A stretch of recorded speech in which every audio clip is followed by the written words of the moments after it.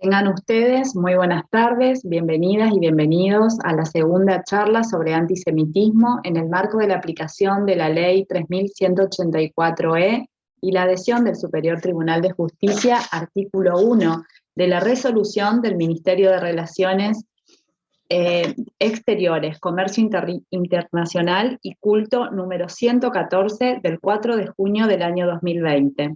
Se encuentran presentes en esta sala la señora jueza del Superior Tribunal de Justicia, doctora Iride Isabel María Grillo, el procurador general Jorge Omar Canteros, la defensora general Alicia Alcalá, el presidente de la Comunidad Judía de Resistencia, Uri Haraz, integrantes del Poder Judicial, de la comunidad judía y de la ciudadanía en general interesada en esta temática.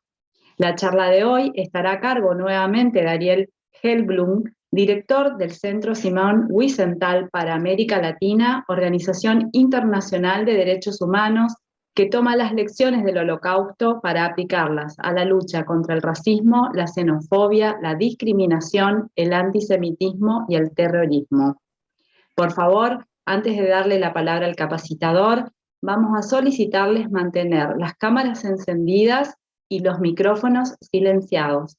El chat va a estar habilitado durante toda la jornada para dejar sus consultas o aportes al tema. Muchísimas gracias. Le damos la bienvenida a Ariel Helblum una vez más a la provincia del Chaco. Lo escuchamos. Bueno, muchas gracias. Qué buena forma barata de viajar que tenemos últimamente, de estar acompañándolos nuevamente una semana más tarde.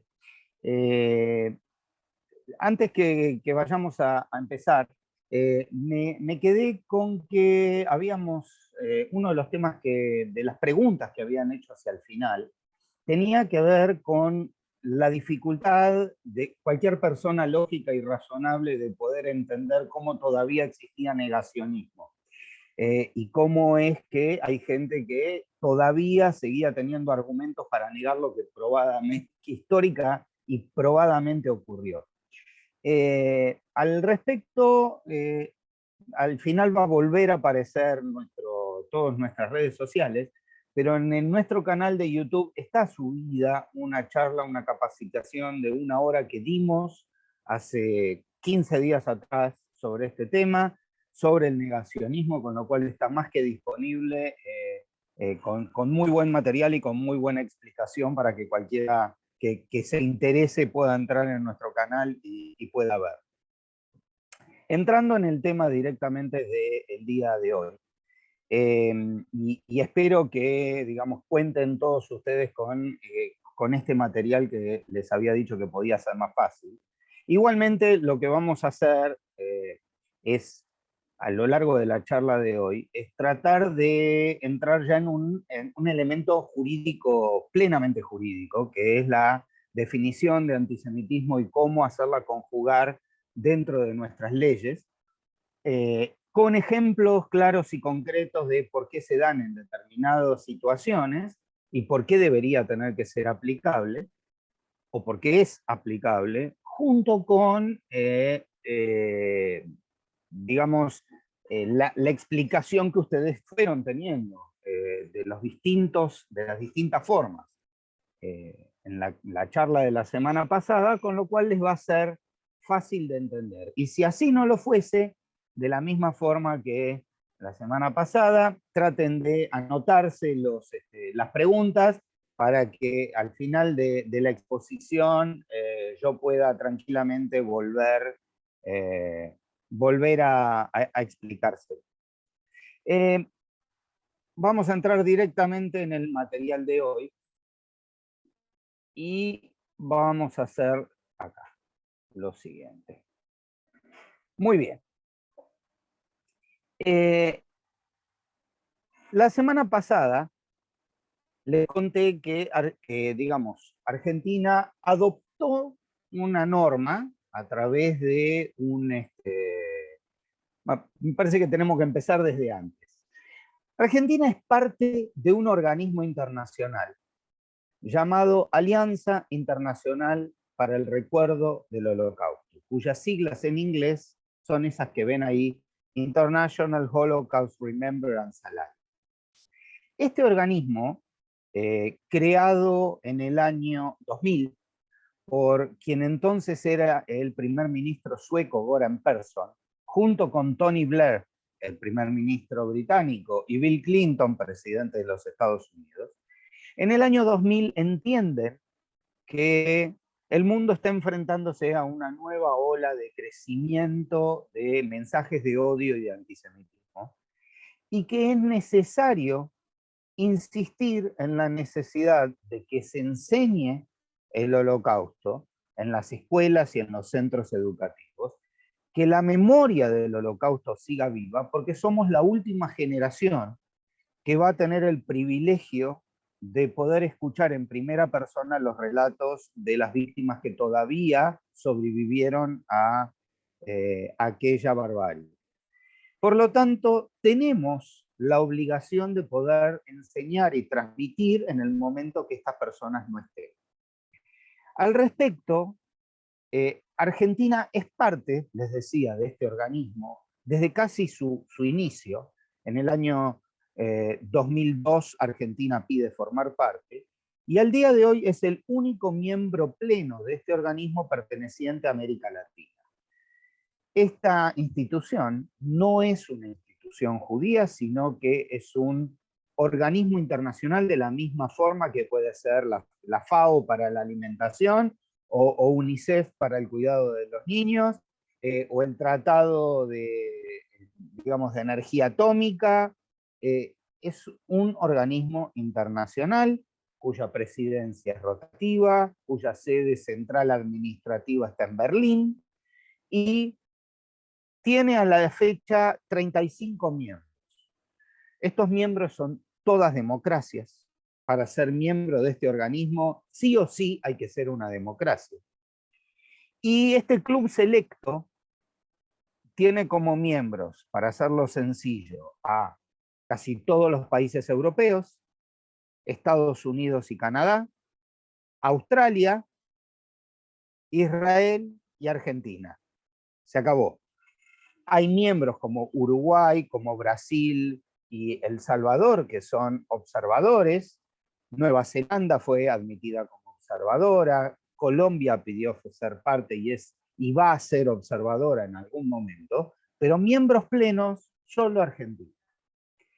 Este organismo, dentro de sus deliberaciones y dentro de su trabajo, entendió que una de las dificultades más grandes en la lucha contra el antisemitismo era definirlo, era saber de qué estamos hablando. Y saber de qué estamos hablando, porque después de toda la explicación que yo les di la semana pasada, hay gente que sigue sosteniendo argumentos como, por ejemplo, ¿cómo voy a ser antisemita si soy semita? Cuando hablamos la vez pasada que antisemitismo se refiere al odio a los judíos, claro y concreto, y que no existen pueblos semitas, sino que hay lenguas semitas, o gente que sostiene, bueno, al fin y al cabo, nunca se puede decir nada de ustedes porque todo los ofende, todo nunca se los puede criticar. Por lo tanto, para poder pensar desde un Estado en cómo generar políticas, cómo educar, cómo prevenir y eventualmente cómo punir situaciones delictivas relacionadas con el antisemitismo, lo más importante que había que hacer era definirlo. En el año 2016, hace muy poquito tiempo, este organismo logra aprobar unánimemente una definición práctica de antisemitismo, o en inglés una working definition, definición de trabajo o lo que fuese, que se define a sí misma como una definición jurídicamente no vinculante, porque es de un organismo internacional y no puede vincular si no hay un acto jurídico de cada uno de los países a posteriori, que ahí sí vamos a entrar a analizar, porque esta definición es la que Argentina la adopta a través de una resolución del Ministerio de Relaciones Exteriores en junio de 2020 y poco tiempo después la provincia la adopta a través de una ley de la legislatura, por el correspondiente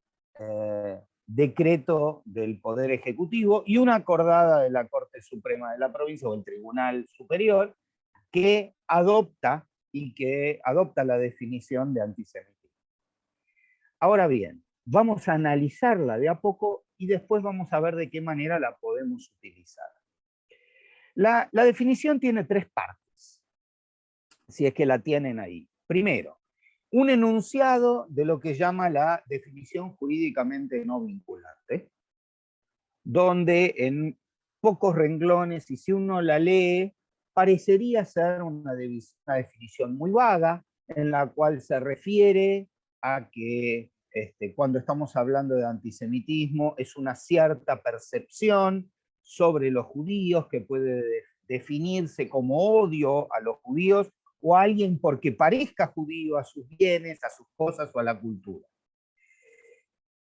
Una segunda parte donde dice, para orientar a la IRA o a este organismo en su trabajo, los siguientes ejemplos pueden resultar ilustrativos. Y por último, tres párrafos donde habla de actos antisemitas, actos delictivos antisemitas y discriminación antisemita. Yo aquí, esta es parte del trabajo original que desde la institución hicimos, que va a derivar en lo que quiero terminar de enseñarle, que es cómo aplicar esta definición.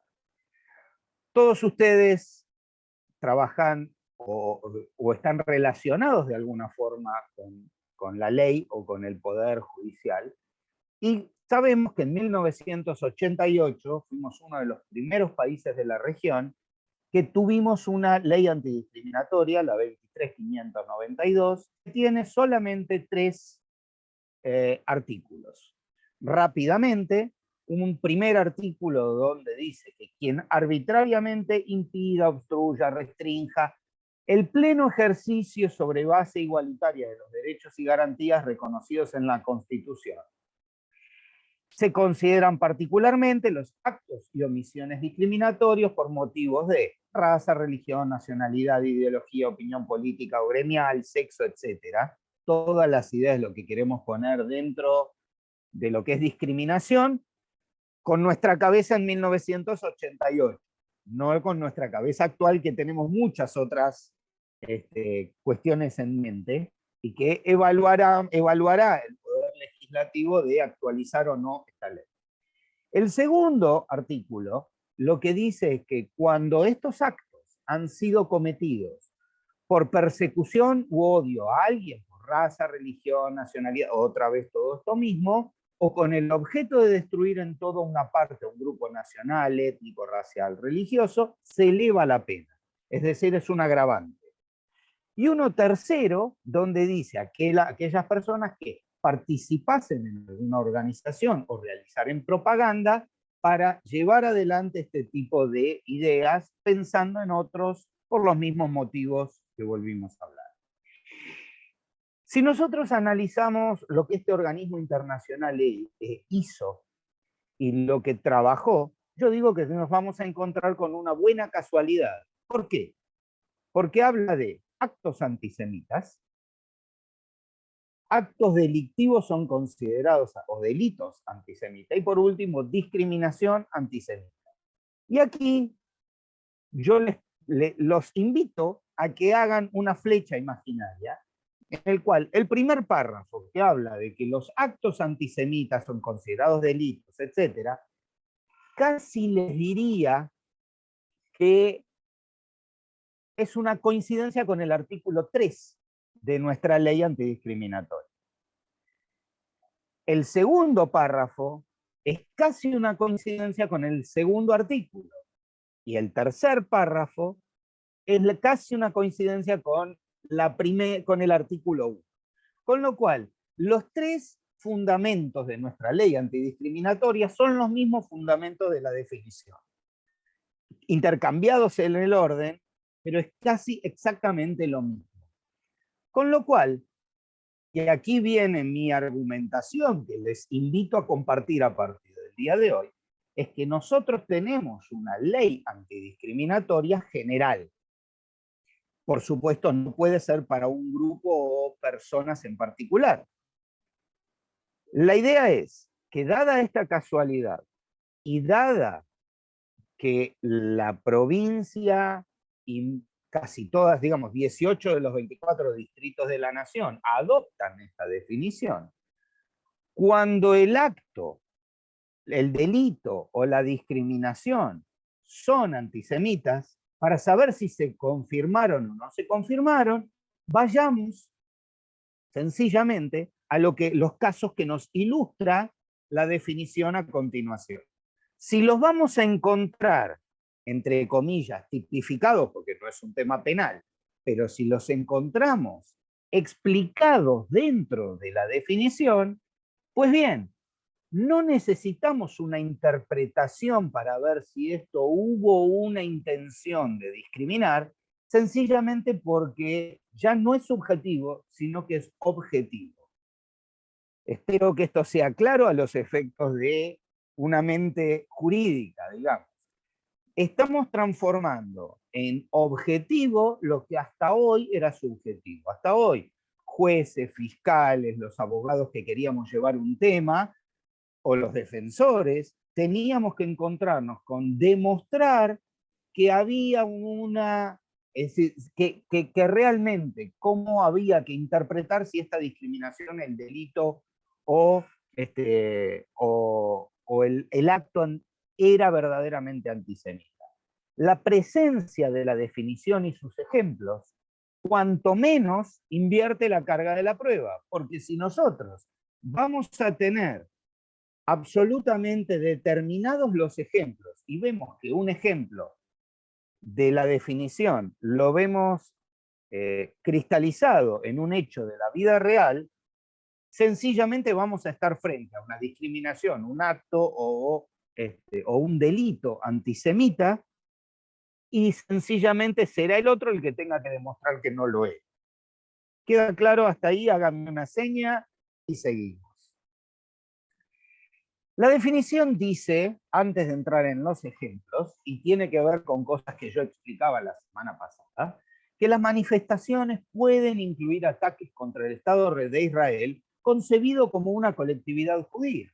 Por ejemplo, cuando uno, en lugar de referirse a Israel, dice, estos judíos hicieron tal cosa, está incluyendo como colectividad a algo que excede a un Estado judío, sino que estamos hablando de los judíos como una unidad, como una colectividad. Este ejemplo que decíamos hace un tiempo, que lo vamos a ver nuevamente más adelante, donde dice que echarle la culpa al colectivo judío por algo que hace, o una decisión política que sucede en la otra punta del planeta y alguien no puede manejar, es realmente una situación claramente antisemita. Y fíjense esta muy buena aclaración, bueno, que va a venir después. Por ejemplo, cuando la OEA adopta la definición, Almagro, el secretario general Almagro dice que en un tuit diciendo que adopta como forma de defender a una minoría frente a los ataques, sale uno en un tuit donde dice que si simpatizar con la causa palestina es antisemitismo. ¿Se acuerdan que les expliqué la vez pasada que inclusive nosotros podemos simpatizar porque creemos que merece un Estado? Pero esto no significa la destrucción del Estado de Israel. Volvamos a leer. Si simpatizar con la causa palestina es antisemitismo según el Estado sionista de Israel y sus cómplices en el mundo, llámenme antisemita. Bueno, pues bien, señor, usted lo es. Vamos a otra situación. Y aquí esta aclaración de la que hablaba. Las críticas contra Israel, similares a las dirigidas contra cualquier otro país, no pueden considerarse antisemitismo. Lo que hablábamos de que la no utilización del doble estándar, la no demonización y ¿cómo se llama? Y digamos que no poner todo en una situación, sino que si otro está haciendo exactamente lo mismo, o una crítica donde digan cualquier otra cosa que puede ser aplicada a otro país, esto de ninguna manera es antisemitismo y hay que criticarlo como a cualquier otro estado del mundo. El ejemplo que lo que decía yo, traspolar la crítica a cualquier otro lado del mundo y veamos cómo resulta. A veces, a menudo, el antisemitismo acusa a los judíos de conspirar contra la humanidad y a veces se utiliza para culpar que las cosas vayan mal. Se expresa a través del lenguaje, de publicaciones, de forma visual y de acciones y utiliza estereotipos siniestros y rasgos negativos del carácter. Por ejemplo, esto apareció durante la pandemia en la ciudad de Neuquén, en las calles de la ciudad de Neuquén, en la cual mezclaba lo que yo decía la semana pasada, toda la idea de que el coronavirus es un invento de los judíos para dominar al mundo. Fíjense lo del rasgo negativo del carácter, donde ese famoso dibujo nazi sobre los judíos, donde dice que el virus son los judíos y al virus hay que destruirlo. Normalicemos el tiranicidio, donde está diciendo que al presidente hay que matarlo. Y todas estas barbaridades implican y son claramente una acción antisemita. Y como tal, hubo una denuncia en la provincia de Neuquén y fueron buscadas las personas que llevaron adelante esta acción.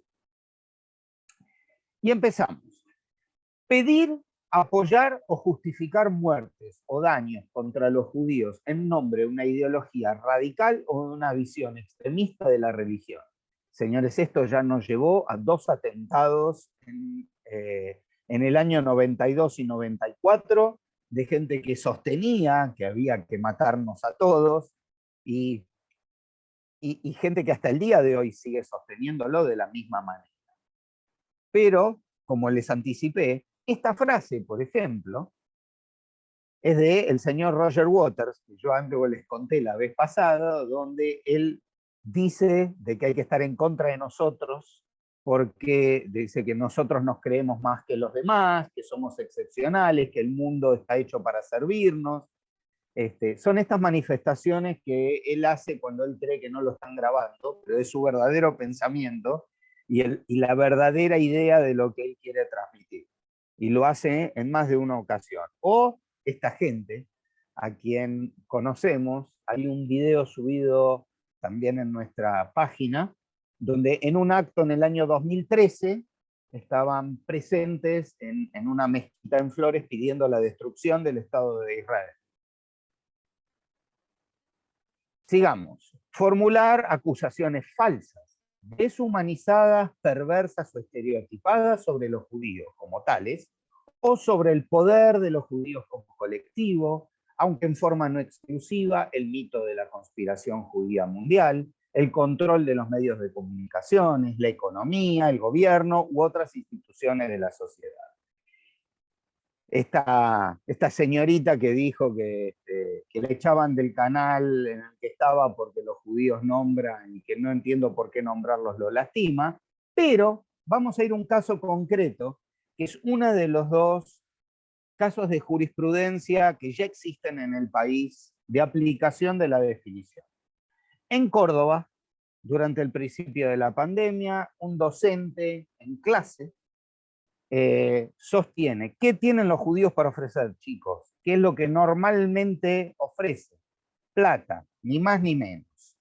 Y toda la cantidad de cosas, pero sobre todo dice, no les voy a dar, pero darían aguinaldo a quien encuentre un judío pobre. No hay judíos pobres, dijo, y una cantidad de barbaridades enormes. El magistrado en primera instancia empezó a llamar como testigos a todos los alumnos que habían estado en esa clase virtual para preguntarles si ellos habían sentido o no que se trataba de una manifestación discriminatoria, estereotipada. Cuando no tuvimos la oportunidad de hacer esta misma capacitación con el Poder Judicial de la provincia de Córdoba, nosotros anticipamos, antes de salir la sentencia de primera instancia, que nosotros entendíamos de que era un error ese tipo de audiencias, que aquí se trata de una situación objetiva, que este hombre había incurrido en uno de los ejemplos previstos en la definición, y que esto implicaba directamente una situación que sin dudas era antisemita. El juez no nos escuchó y falló hablando de la libertad de cátedra, de que cada uno como profesor puede decir lo que quiere. Nosotros sacamos una nota en La Voz del Interior, en este mismo diario, el diario más importante de la provincia de Córdoba, donde criticamos muchísimo este fallo. Y tanto la DAIA, representación política de la comunidad judía argentina en Córdoba, como el fiscal de Cámara apelaron esta resolución con este argumento respecto de la objetividad, y la Cámara falló revocando este fallo, y por segunda vez, la primera fue en un caso en la provincia de Entre Ríos, en Paraná. Utilizando la definición, la Cámara sostiene que este es un caso absolutamente objetivo y que la definición establece de que este fue un hecho antisemita y tiene que ser castigado como tal. Continuamos.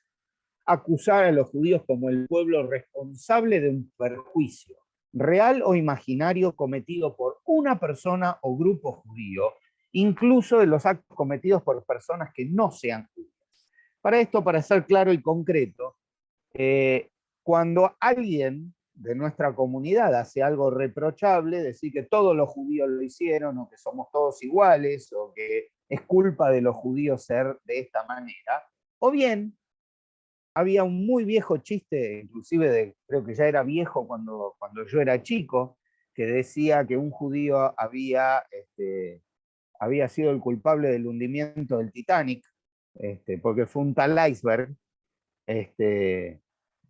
y uno dice, bueno, pero todavía eso te parece que existe. Bueno, hay un señor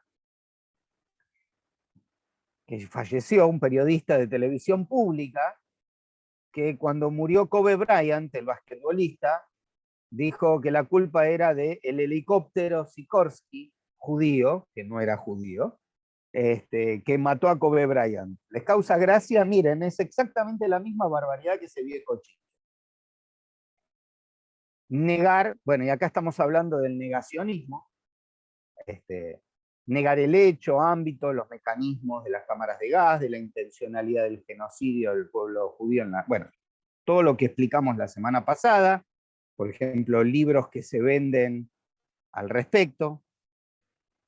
Culpar a los judíos como pueblo o a Israel como Estado de inventar o exagerar el Holocausto, y acá hay páginas y van a encontrar a patadas cosas como estas.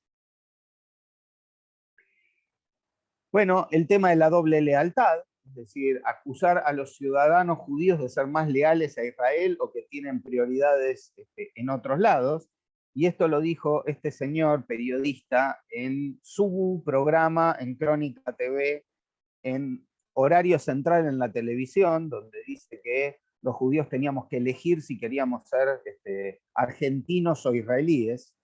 Y esto le valió, entre otras cosas, por las distintas protestas y demandas, su programa de televisión, porque Crónica TV entendió que este hombre no hacía periodismo, sino que bastardeaba el periodismo, y rescindió el contrato con él 3 días después.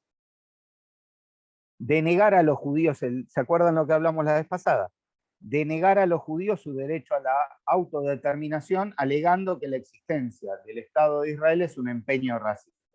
Bueno, muy bien. Hay un partido político existente en la Argentina que llenó todos los claros para que así sea. Fíjense, un Estado genocida, racista y en clave colonial. Todas juntas. Aplicar un doble rasero, otra vez, al pedir a Israel un comportamiento no esperado ni exigido a ningún otro país democrático. Y esto, por ejemplo, a aquellos que no les molesta que Argentina vaya a jugar a cualquier lado, gente que no le molestó que vayamos al Mundial de Rusia donde había homofobia, pero sí les molestaba de que vayan a un partido amistoso en Israel, por ejemplo. usar los símbolos y las imágenes asociadas al antisemitismo clásico, las calumnias como el asesinato de Jesús por los judíos o los rituales sangrientos para caracterizar a Israel y a los israelíes. Este era un docente en la Universidad Nacional de Cuyo, que a partir de una denuncia en 2019, nosotros sostuvimos que si bien la definición todavía no había sido adoptada, Argentina la había votado en la IRA. Entonces, cuando nosotros acusamos que se trataba de una situación de antisemitismo, nos preguntaron a nosotros por qué, y nosotros mostramos la definición, y la universidad separó a estos dos. Establecer comparaciones entre la política actual de Israel y la de los nazis. ¿Se acuerdan cuando hablamos de la banalización? Si todo es igual y un país democrático que se defiende actúa de la misma forma que alguien que armó una política pensada para la destrucción de un pueblo y un genocidio, no puede haber comparación. Y menos aún si estamos hablando de que a uno lo comparen con su propio victimario. Hablando, este es un dibujante brasileño que ganó el premio a las historietas negadoras del holocausto organizado por Irán, donde a esta famosa foto del gueto de Varsovia, él le hizo este dibujo, por ejemplo. Y por último, lo que hablábamos al principio, considerar a los judíos responsables de las actuaciones del Estado de Israel. Este señor fue precandidato presidencial en Chile y él sostiene, entre otras cosas, que perdió las internas con Boric, por suerte, Daniel Jadwe, que entre otras cosas este hombre sostenía de que en Chile no debería ni existir una comunidad judía porque la comunidad judía se define como sionista y los sionistas son todos asesinos y agentes extranjeros dentro de la tierra de Chile. Con lo cual, una barbaridad atrás de la otra. Y habitualmente se daban situaciones donde jóvenes que habían estudiado primario y secundario dentro del Colegio Hebreo de Santiago llegaban por primera vez a un ámbito gentil en la universidad y decían, tú eres asesino de niños palestinos. O sea, como si un chico joven de 18 años pudiese decidir la política de algo que sucede en la otra parte del continente, independientemente de que no es así.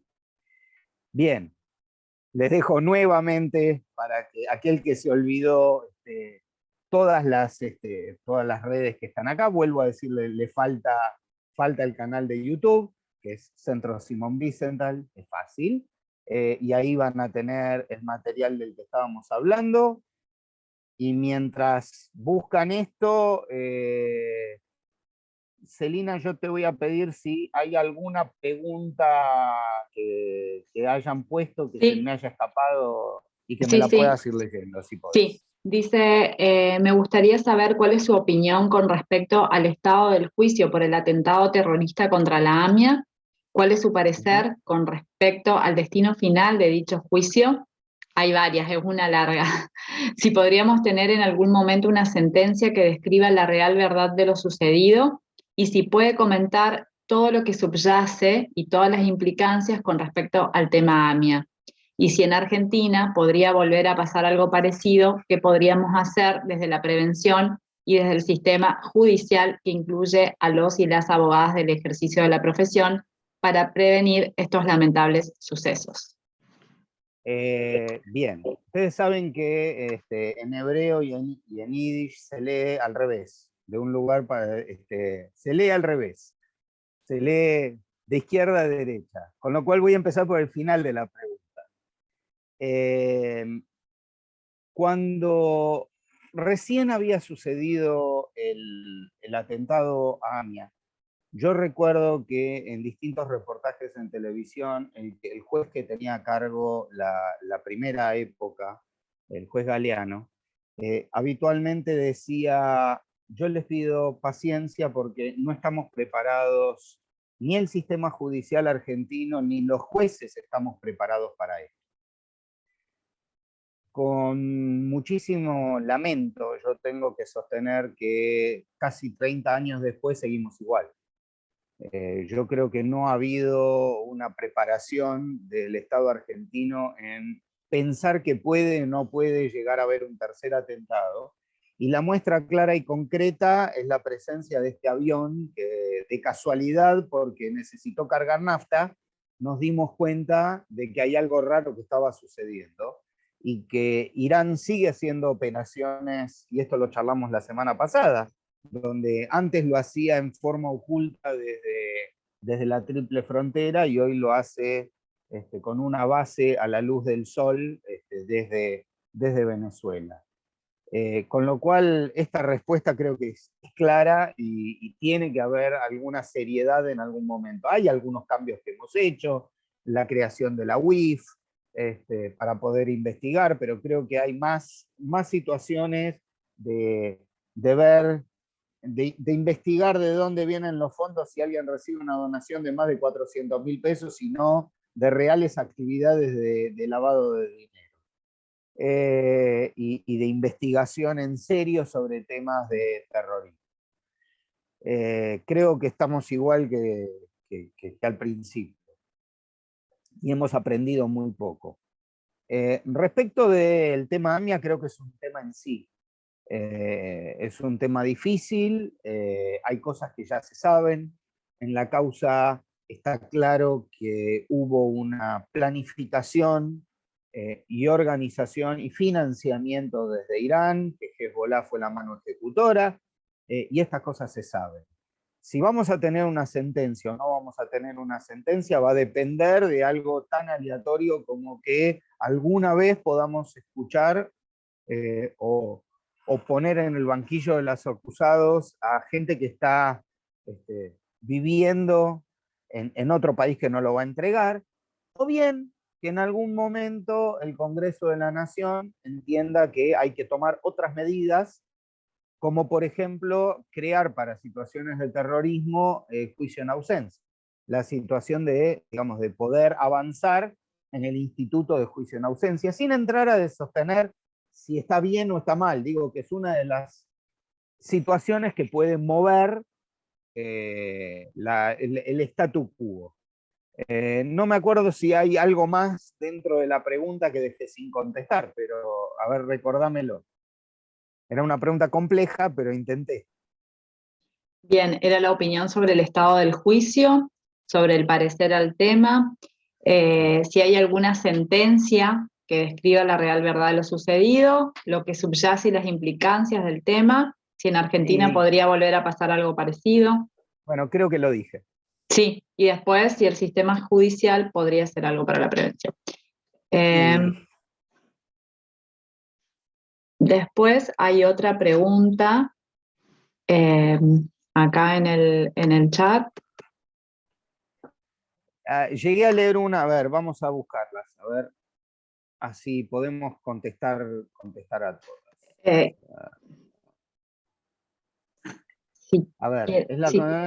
judiofobia y esa, antisemitismo. si quería que se la lea o la lee usted. Sí, a ver, judiofobia y antisemitismo es una cuestión semántica. En realidad, judiofobia sería un término más apropiado, pero la realidad es que bastante difícil es hablar del tema, que la gente termine de entender de qué se trata el antisemitismo para hablar de un término nuevo.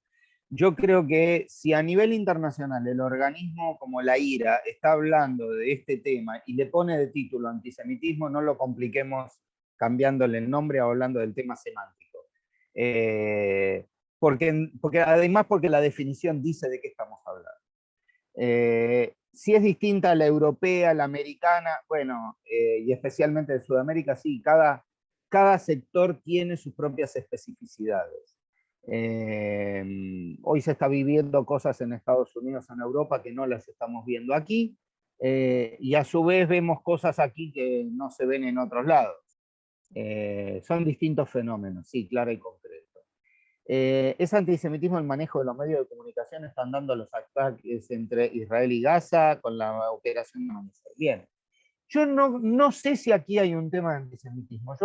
Cuando hablamos en la charla de la semana pasada, en la última parte yo hablaba de otras consideraciones y hablaba de cómo la prensa compra enlatados, digamos, o compra cables de empresas internacionales que por ahí tienen su propia visión. Es decir, si nosotros vamos a ver una nota en la cual va a decir, por ejemplo, ayer murieron 15 niños palestinos, cosa que es cierto, murieron 15 niños palestinos durante los ataques. Esto es cierto. Lo que no cuentan todos los medios, entre otras cosas, es que el 95% de los misiles que salen desde Gaza dirigidas a la población civil de Israel, los que cruzan la frontera, el 95%, el sistema de defensa aéreo los para. Pero un alto porcentaje, cercano casi al 30%, caen dentro del propio territorio, y muchos de los niños que murieron estaban al lado mirando y disfrutando. Digamos, ¿vieron cuando ustedes a fin de año le dicen a los chicos, no te acerques cuando alguien está jugando con pirotecnia? Bueno, aquí en estos casos había gente que estaba disparando misiles y los chicos estaban al lado. Y muchos de estos, un 30% de los misiles que se tiraron cayeron dentro del propio territorio de Gaza. Y esto no se cuenta. Y esto los diarios no lo están poniendo. No, digamos, y este manejo, yo no sé si es o no es antisemita, pero sí, sí hay un manejo que si alguien copia y pega todo esto que está con intención de decir, ven cómo son los judíos, sí es antisemitismo. Creo que por ahí viene la situación.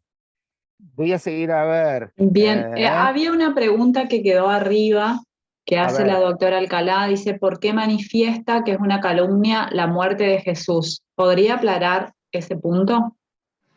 Sí, con mucho gusto. Culpar a los judíos de hoy por algo que pudo haber sucedido hace 2000 años atrás es ridículo. Y en definitiva, es largo como para poder explicar y con gusto lo podría hacer, pero los únicos que tenían posibilidad de dictar sentencia eran los romanos, no los judíos. Y no porque alguien salga a votar, porque eran los únicos que podían, y lo han, digamos, y lo han crucificado. Estamos hablando de historia, y lo han crucificado digamos, porque era alguien que estaba llamando a una rebelión.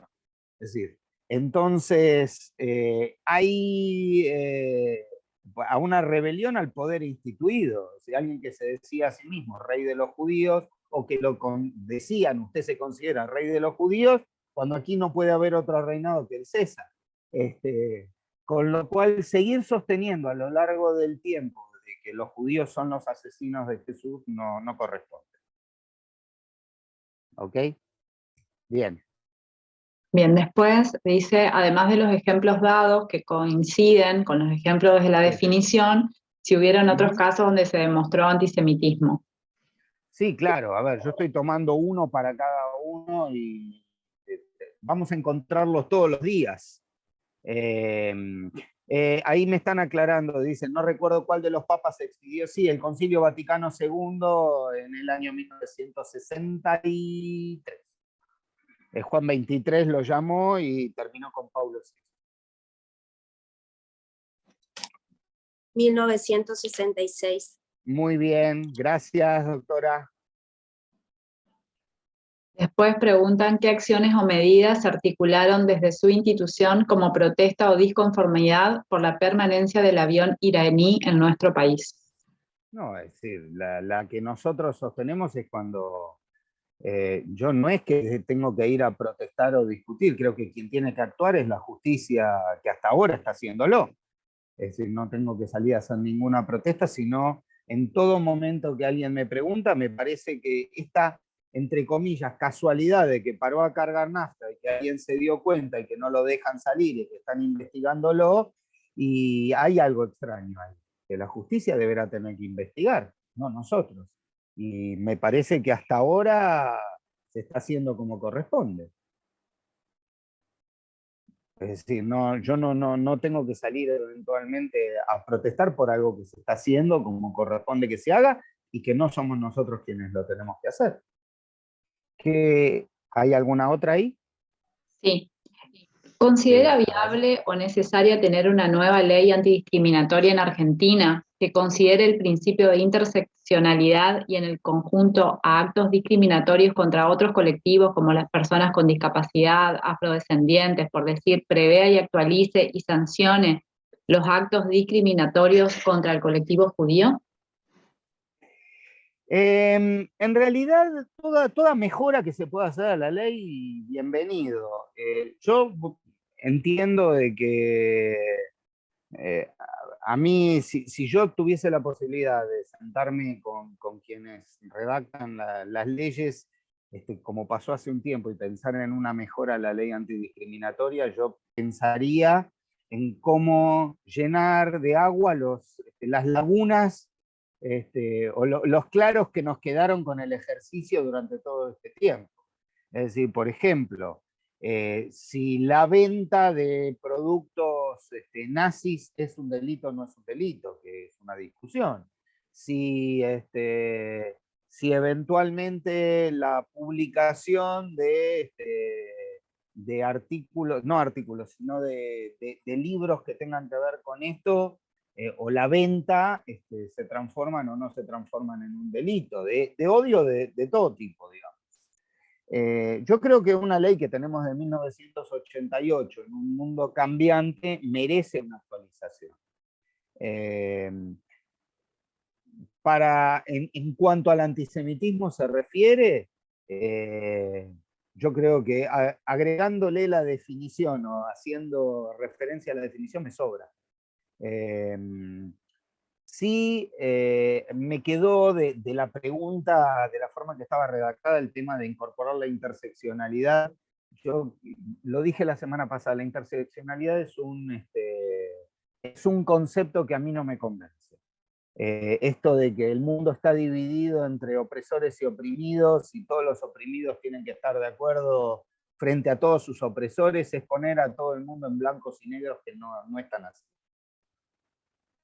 A veces hay discusiones que deberían ser más abiertas. Bien, acá hay otra pregunta que dice si podría usted poner su mirada y brindar su mirada y percepción sobre el estado de situación del tema en Latinoamérica. ¿De cuál tema? Del tema del antisemitismo, ¿no? Doctora Grillo, puede habilitar su micrófono, ella fue la formular la pregunta. Sí, del antisemitismo y la lucha contra el antisemitismo. Ok, gracias. Creo que está apuntando algo que hablamos al principio antes de abrir el...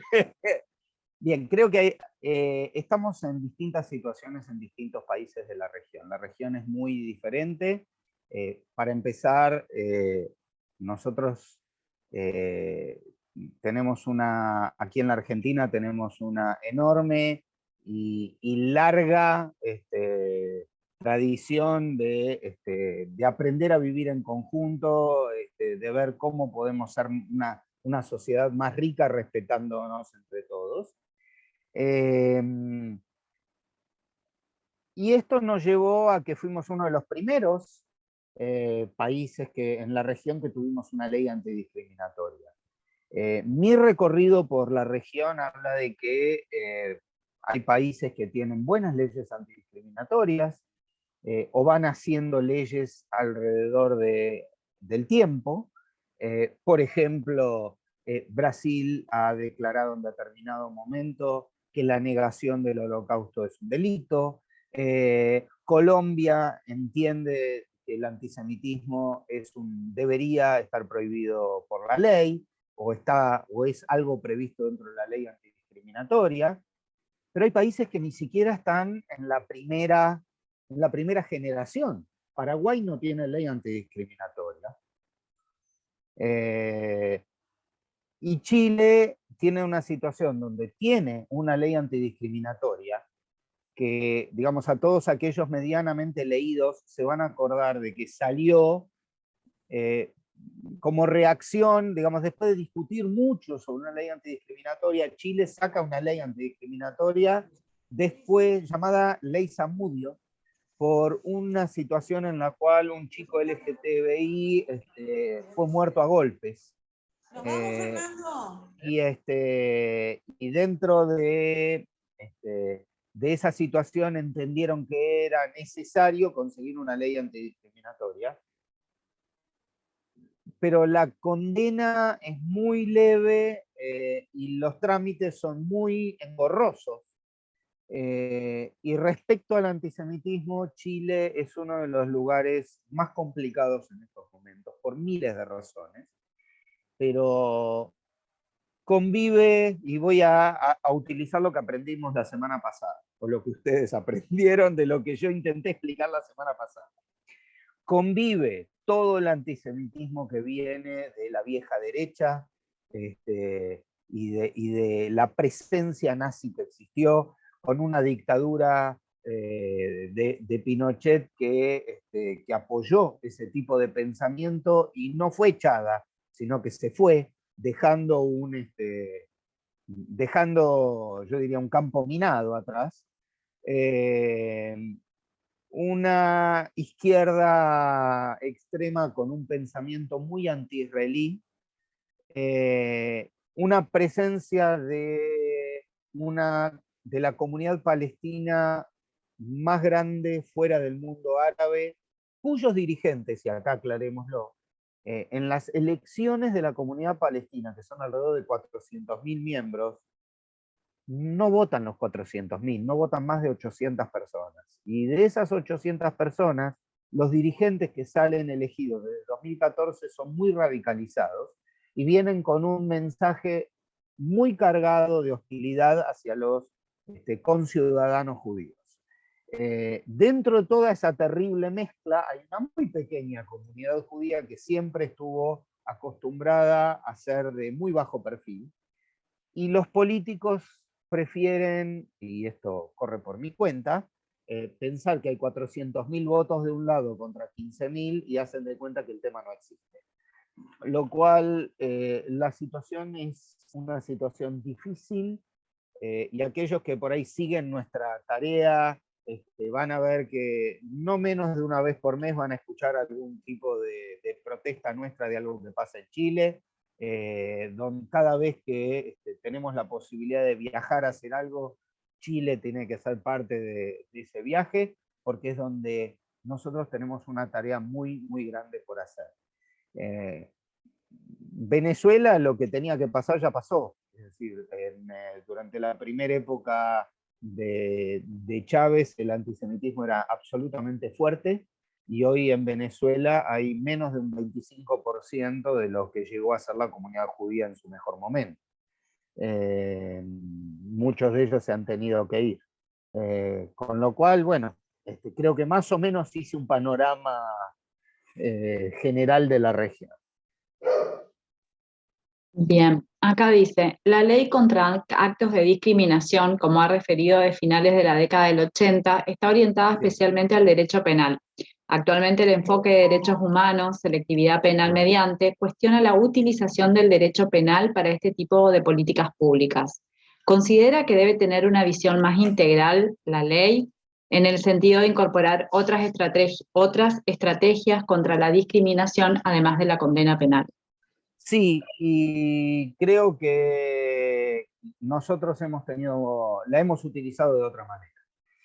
Por ejemplo, voy a ir, cuando di la capacitación a sus colegas de la provincia de Córdoba, y yo hablé del caso de este profesor Lizondo, del caso Lizondo el que hice referencia hace un tiempo, así como yo sostenía de que se daba una situación clara y concreta de antisemitismo, también entendía de que una condena no servía en los términos penales, y que yo proponía que aquí tenía que existir una probation, en el sentido de reparación, de que si este hombre había tenido acceso por Zoom a una clase y sostener de que no existían judíos pobres, hubiese sido, y que que él estaba dispuesto a dar su aguinaldo para, si alguien le mostraba a un judío pobre, yo propuse a la comunidad judía de Córdoba, que tiene un trabajo social increíble,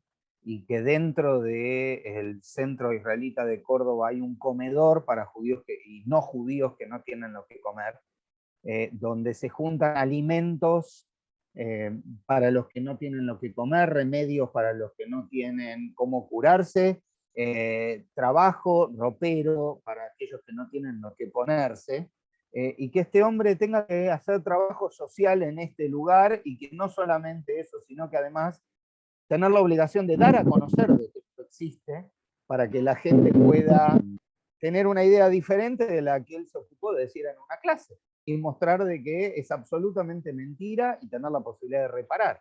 Y creo que hacia eso teníamos que apuntar. Cuando, yo no sé si conté de algo que sucedió, un trabajo que hicimos el año pasado, no, el anteaño pasado, en 2020, cuando la UBA adoptó la definición. Hubo un caso de una alumna en la Facultad de Arquitectura, en la carrera de diseño gráfico, donde tuvo una chica, tenían que rediseñar un objeto, y ella tomó una aspiradora y dijo, la pintó de verde y dijo, oh, mira, parece un tanque, vamos a reforzar la idea de que es un tanque de guerra, y le puso una esvástica. Y la subió la foto, así como la charla que estamos teniendo nosotros ahora. Todos sus compañeros sacaron captura de pantalla, denuncia por acá, denuncia por allá. El decano lo que hizo fue suspenderla y nos llamó por teléfono porque hacía muy poco había votado la definición en la UBA y se acordaba de nosotros, y me preguntó qué podemos hacer. Lo que dije fue, primero vamos a tener una entrevista. Si se trata de alguien que hizo lo que hizo por una cuestión de ignorancia, con mucho gusto vamos a ayudar para que aprenda. Si se trata de alguien que quiere defender sus ideas y tiene la cabeza, pero permítanme ser claro en esto, y que tiene la cabeza ya podrida, te la devuelvo envuelta en un paquete y sancionada. Tuvimos esa entrevista y se trataba de una chica de 17 años que vivía en las afueras del Gran Buenos Aires, donde en su vida había visto a un judío ni sabía de qué se trata, y tenía la idea a través de las películas de lo que era la esvástica, con lo cual tuvimos 30 horas con esta chica donde le enseñamos, la llevamos al Museo del Holocausto para mostrarle cómo se creó la esvástica y qué significaba la esvástica. Le dimos material y no solamente estaba contentísima, sino que mandó una carta a la facultad agradeciendo la oportunidad que tuvo, que por supuesto el día que hicimos la visita le dijimos que traiga a todos los amigos que quiera. Hicimos una visita en plena pandemia muy reducida para un grupo de gente que ella trajo, y con mucho gusto lo pudimos hacer. Con lo cual entiendo de que no siempre la acción penal es la solución, sino que tenemos que tener una válvula de escape para poder resolver. Yo creo que, como creemos todos, la acción penal es la última ratio cuando no tenemos otra.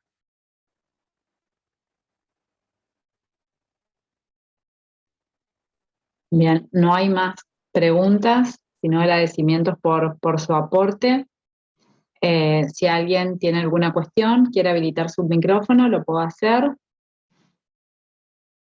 Saludos. Si no, vamos a habilitar los micrófonos de las autoridades. Doctora Valle. Buenas tardes a todos, a todas. Simplemente agradecer profundamente a Ariel Helblum el que nos haya ofrecido generosamente su tiempo para brindarnos una capacitación tan profunda, tan sensible, tan necesaria, siempre actual, que realmente nos conmueve a todos y debe llamarnos a una profunda y seria reflexión. Les agradezco a todas y a todos porque capacitarse en un tema como este realmente es un compromiso con la verdad y con el amor a la humanidad toda. Al CEG, por supuesto, agradecer su trabajo comprometido, siempre con las actividades de capacitación, y desde luego, como dije, a todos ustedes que acompañan y fortalecen una capacitación tan enriquecedora que nos conmueve profundamente. Muchas gracias, Ariel, muchas gracias, Seth, a todas y a todos, y por supuesto a mi querida colega Chabela y Alicia, que las he visto por ahí, y a todos y todas. Muchísimas gracias. Que tengan ustedes muy buenas tardes. Por último, me gustaría aclarar algo más, antes de darle a la doctora Grillo. Grillo. Sí. Antes de, digamos, yo no pretendo de que todo esto que yo lo expliqué hoy, todos lo entiendan ya y lo sepan de memoria y lo tengan claro de entrada.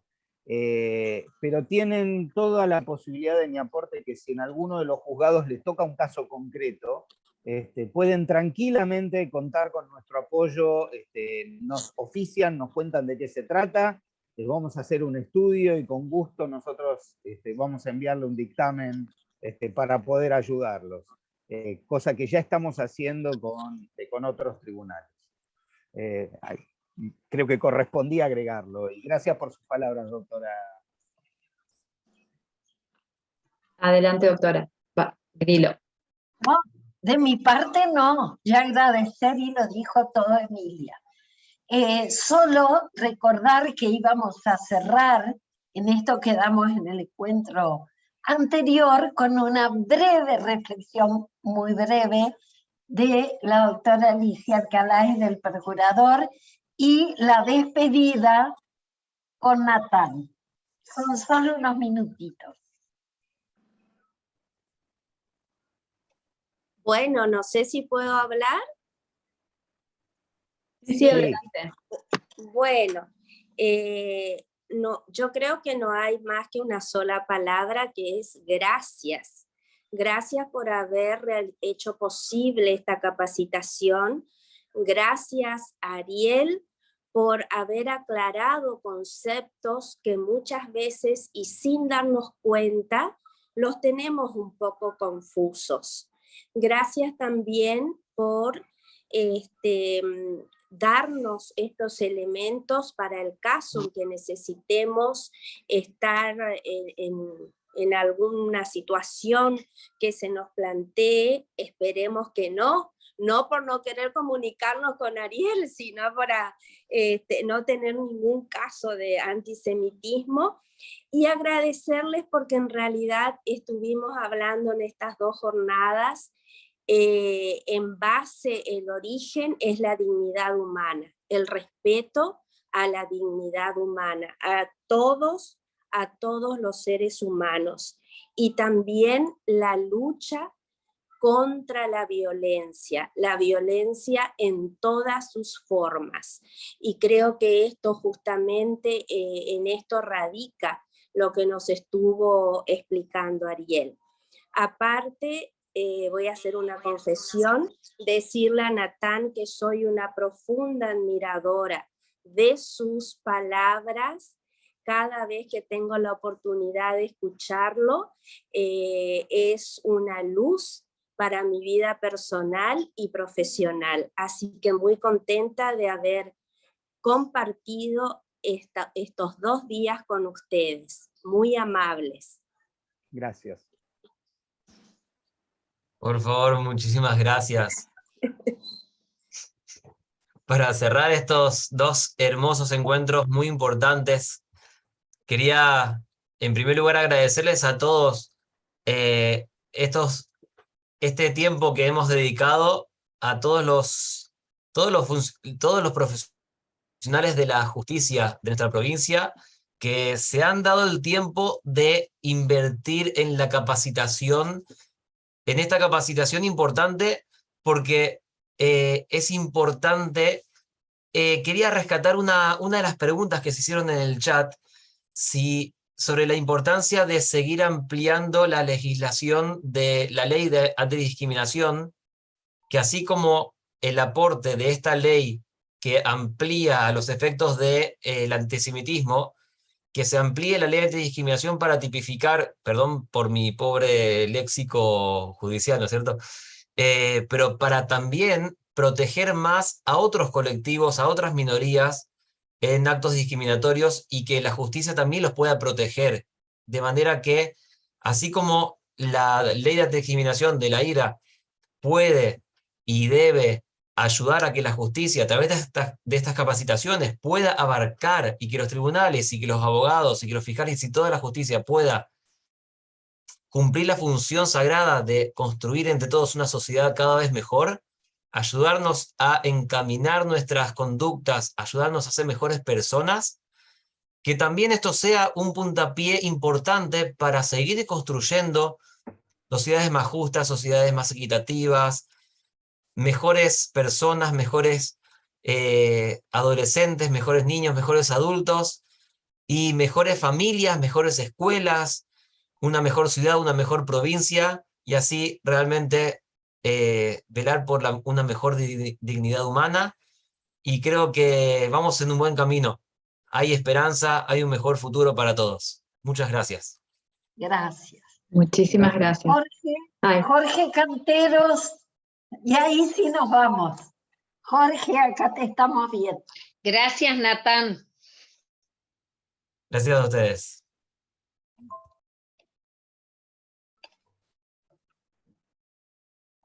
Está silenciado, señor Canteros. Está silenciado.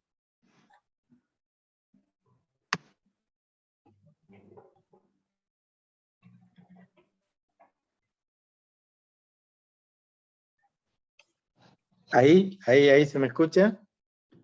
¿Ahí se me escucha? Sí, ahí se lo escucha bien. Sí, Jorge. Bueno, pido mil disculpas porque cuando estaba a los 15 minutos de empezar la reunión, la charla, ingresó a mi despacho la ministra de Seguridad por un tema complicado. La tuve que atender, vino con 2 de los subsecretarios, así que pido mil disculpas. Realmente, comento algo que del mediodía en el almuerzo. Hoy, una de mis hijas en el almuerzo, ¿se me escucha? ¿Hola? Sí, sí. Se cortó. Sí, Jorge, te escuchamos. Sí. Me preguntaba por qué hay antisemitismo. Y bueno, y realmente por un cúmulo de cuestiones, ¿verdad? Por todo esto que vimos a través de estas 2 charlas de Daniel Hellblum, que fueron realmente ejemplificadoras, profundas, con muchísimas connotaciones, y yo le decía, trataba de explicarlo, que yo he escuchado desde muy niño hablar en contra de los judíos sin saber por qué. He visto pintadas en las paredes, en las escuelas, en las plazas públicas, como que el pueblo judío era culpable de cosas de las que no teníamos ni siquiera conocimientos, ¿verdad? Eran culpables de andar buscando su lugar en el mundo, eran culpables de progresar en los lugares donde se asentaban. Y bueno, estas charlas realmente nos demuestran que por detrás del antisemitismo, realmente todavía en el mundo, y la Argentina no es ajena a eso, hay una xenofobia, ¿verdad? No solamente hacia el pueblo judío, sino que realmente hay discriminación hacia al de color, hay discriminación al que pesa unos kilos de más, al que es muy bajito, ¿verdad? Y de verdad, nuestro profundo agradecimiento por estas 2 charlas, a los organizadores, a Daniel, impecable. Creo que nos quedamos cortos, creo que tendríamos que pensar en serio, de verdad, de corazón, tendríamos que pensar en seguir fomentando estas charlas, estos intercambios, que como bien lo dijo cuando empezó esta segunda reunión, nos hacen viajar por la Argentina de una manera rápida y gratis. Así que mi agradecimiento para los organizadores, para el Superior Tribunal, el Centro de Estudio, y Celina, que siempre está en todos los detalles impecables. Gracias. Muchas gracias, y bueno, a sus órdenes, como les dije el primer día. Muchas gracias a ustedes. Muchísimas gracias. Hasta la próxima. Muchas gracias. Muy buenas tardes. Hasta luego. Hasta luego. Chau, chau. Adiós. Chao, hasta luego a todos, gracias. Gracias.